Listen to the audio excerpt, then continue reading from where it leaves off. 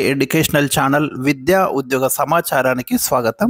Daily GK quiz క్వశ్చన్స్లో ఇవాళ మనం 336 వీడియోలో ఉన్నాం. ఈ రోజుతో మనకి 3360కి పైగా ప్రశ్నలు అయితే మరి కవర్ అవుతున్నాయి. ఈ మధ్య కాలంలో మీకు చాలా వీడియోస్లో 12, 13, 14, 15 క్వశ్చన్స్ కూడా ఇస్తున్నానని మీరు గమనించండి. 10 కంటే పెంచడం జరిగింది క్వశ్చన్స్. అంటే మోర్ దాన్ మీకు 8 to 10 మినిట్స్ మధ్యలో వీడియో ఉండేలాగా కవర్ చేయడం జరుగుతుంది. సో ఇవాళ మనం జనరల్ సైన్స్ క్వశ్చన్స్ డిస్కస్ చేయబోతున్నాం. 12 క్వశ్చన్స్. అదేవిధంగా లాస్ట్ వీడియోలో మీకు కరెంట్ అఫైర్స్ ఇచ్చాను. ఇవి క్వశ్చన్ చాలా ముఖ్యమైనటువంటి ప్రశ్నలు. మరి ఇలాంటి డైలీ అప్డేట్స్ పొందడానికి ఛానల్ని అయితే సబ్స్క్రైబ్ చేసుకోండి. ఎవ్రీ డే మీ కాంపిటేటివ్ ఎగ్జామ్స్కి ఉపయోగపడే ముఖ్యమైన ప్రశ్నలు అయితే పొందండి. ఇక ఈరోజు క్వశ్చన్ నెంబర్ 1, పొడవును కొలవడానికి వాడే అతిపెద్ద ప్రమాణం ఏది? మీకు లార్జెస్ట్ యూనిట్ ఇది. మనకు డిస్టెన్స్ను కొలవడానికి, మెజర్ చేయడానికి లార్జెస్ట్ యూనిట్ అడిగాను ఇక్కడ. రైట్ ఆన్సర్ వచ్చేసి దీనికి పార్సెక్ యూనిట్స్లో కొలుస్తామండి. 1 పార్సెక్ ఈజ్ ఈక్వల్ టు మనకు 3.26 లైట్ ఇయర్స్ లేదా కాంతి సంవత్సరాలు అనేది మీరు గుర్తుంచుకోండి. నక్షత్రాల మధ్య దూరాన్ని కొలవడానికి ఈ ప్రమాణాన్ని ఉపయోగిస్తారు. సాధారణంగా ఒక నక్షత్రానికి ఇంకొక నక్షత్రానికి మధ్య ఉండేటువంటి లాంగ్ డిస్టెన్స్ అయితే ఉందో దాన్ని మెజర్ చేయడానికి ఈ పార్సెక్ అనే ప్రమాణాన్ని ఉపయోగిస్తారు.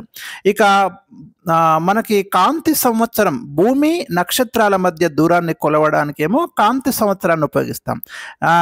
వివిధ నక్షత్రాల మధ్య దూరాన్ని కొలవడానికి ఏమో పార్సెక్ ప్రమాణాన్ని వాడతాం. ఒక కాంతి సంవత్సరం ఈజ్ ఈక్వల్ టు చూడండి 9.46 into 10 to the power of 12 kilometers లేదా 9.46 into 10 to the power of 15 meters. ఇవి కంపల్సరీ గుర్తుంచుకోండి. 1 light year is equal to ఎన్ని కిలోమీటర్లు అంటాడు లేదా మీటర్లు అంటాడు. ఈ మెజర్మెంట్ అంటే ఈ యూనిట్స్ అయితే మీరు ఈ స్టాటిస్టికల్ డేటా మీరు కంపల్సరీ గుర్తుపెట్టుకోండి. క్వశ్చన్ నెంబర్ 2, క్యాన్సర్ గడ్డల చికిత్సలో ఏ ఐసోటోపును ఉపయోగిస్తారు? మనకి ఐసోటోప్స్ అంటే ఫస్ట్ ఒకే సంఖ్యలో ప్రోటాన్లు మరియు వేరువేరు సంఖ్యలో న్యూట్రాన్లు కలిగినటువంటి అణువులను ఐసోటోప్స్ అంటామండి.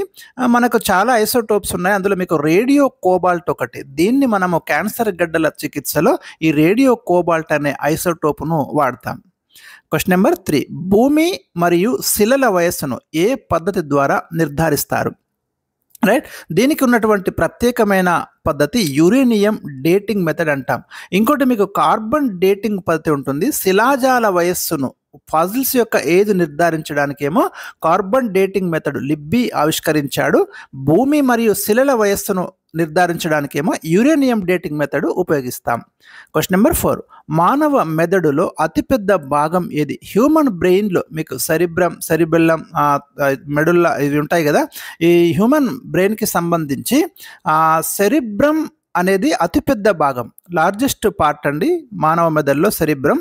ఎందుకంటే ఆలోచన, నిర్ణయాలు అన్నీ దీని యొక్క ఆధీనంలో ఉంటాయి. మనకి సెరిబెల్లం అనేది చిన్న మెదడు అంటాం. ఇది శరీరాన్ని బ్యాలెన్స్ చేయడంలో, మోటార్ స్కిల్స్లో దీని యొక్క ఉపయోగం ఉంటుంది.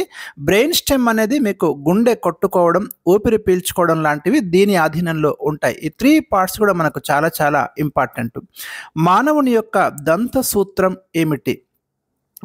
హ్యూమన్ టీత్కి సంబంధించి ఒక ఫార్ములా ఉందండి మనకి, 2123/2123. ఇది గుర్తుంచుకోండి మీరు. ఇందులో మనకి ఈ ఫస్ట్ అంటే ప్రతి హాఫ్ జాలో దవడలో మీకు దవడ యొక్క అర్ధ భాగంలో ఈ సంఖ్యలో, ఈ అంకెలలో మనకి మా పళ్ళు అనేవి అమరి ఉంటాయి.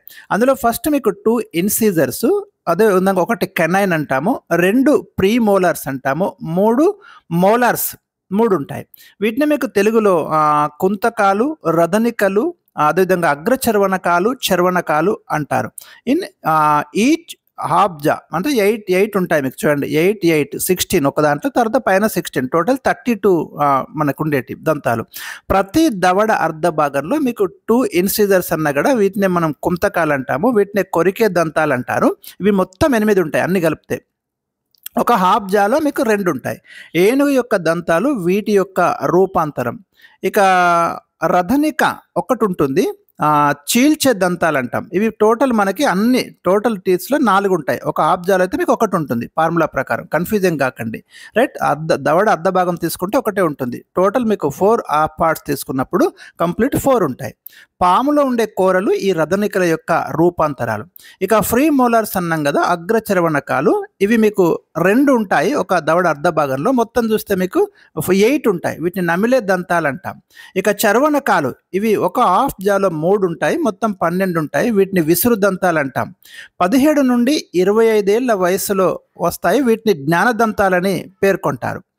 మాంసాహార జంతువులలో బాగా అభివృద్ధి చెందిన దంతాలు ఏవి? కెనైన్స్ లేదా రదనికలు మాంసాహార జంతువులలో బాగా అభివృద్ధి చెందినటువంటి దంతాలు. మానవ శరీరంలో విష నిర్మూలన అవయవంగా ఏది పనిచేస్తుంది? కాలేయం మానవ శరీరంలో విష నిర్మూలన అవయవంగా పనిచేస్తుందండి. ఎందుకంటే చాలా ముఖ్యమైనటువంటి పార్ట్ ఇది, లివర్ అనేది. మూత్రంలో విసర్జించే యూరియా మనకు కాలేయంలోనే ఉత్పత్తి అవుతుంది. Question number 8. మానవ శరీరంలో రక్తస్కందన నివారిణి హెపారిన్, అంటే రక్తనాళాలలో రక్తం గడ్డ కొట్టకుండా చూడడంలో హెపారిన్ ఉపయోగపడుతుంది. ఇది ఎక్కడ ఉత్పత్తి అవుతుంది? వెరీ ఇంపార్టెంట్ ప్రీవియస్ క్వశ్చన్ కూడా అండి. ఎందుకంటే హ్యూమన్ బాడీలో మనకి ఈ బ్లడ్ వెసల్స్లో రక్తం గడ్డ కట్టకుండా హెపారిన్ అనేది ప్రొటెక్ట్ చేస్తుంది. ఈ హెపారిన్ ఎక్కడ ఉత్పత్తి అవుతుంది అంటే కాలేయంలోనే ఉత్పత్తి అవుతుంది. మీకు కాలేయం గురించి అధ్యయనం చేసే విభాగాన్ని కూడా హెపటాలజీ అంటామండి. Question number 9. కేంద్రకంలోని ప్రోటాన్లు న్యూట్రాన్లను ఏమని పేర్కొంటారు? న్యూక్లియాన్లు అంటామండి. మీకు పరమాణువులో కేంద్రకంలో ప్రోటాన్లు న్యూట్రాన్లు ఉంటాయి, కేంద్రకం చుట్టూ ఎలక్ట్రాన్లు ఉంటాయి. ఈ లోపల ఉండే ప్రోటాన్లు న్యూట్రాన్లను కలిపి మనం న్యూక్లియాన్లు అని పేర్కొంటాం. Question number 10. జన్యువులు ఎక్కడ అమరి ఉంటాయి? మరి అనువంశిక లక్షణాలను సంక్రమింపజేసే జన్యువులు క్రోమోజోములపై లోకస్ అనే నిర్దిష్ట స్థానాల్లో అమరి ఉంటాయి. ఒక క్రోమోజోమ్పై 2000కు పైగా జన్యువులు అనేవి ఉంటాయి. డిఎన్ఏ క్రియాత్మక ప్రమాణమే జన్యువు. Question number 11. ఏ సూత్రం ఆధారంగా హెలికాప్టర్ పైకి ఎగురుతుంది?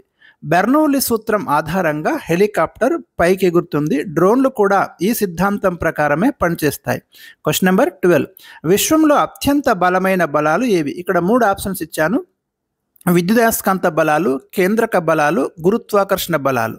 పరమాణువులో కేంద్రక కణాల మధ్య ఉండే బలాలను కేంద్రక బలాలు అంటారు. పరమాణువులో కేంద్రకం చుట్టూ ఎలక్ట్రాన్లు అభికేంద్ర బలం అనే కేంద్రక బలంతో తిరుగుతాయి. అత్యంత బలమైన బలాలు ఏవి అంటే ఆన్సర్ కేంద్రక బలాలు అనేది రైట్ ఆన్సర్ అండి.